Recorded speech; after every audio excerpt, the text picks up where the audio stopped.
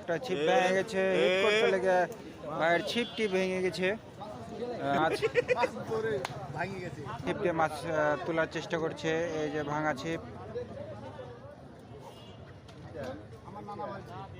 ওই পাশে আরেকটি হিট করেছে।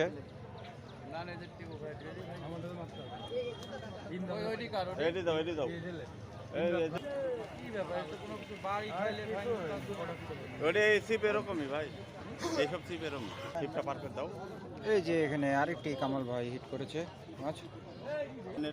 কামাল ভাই এই যে পাশে আরেকটি হিট, আসলে বলা যায়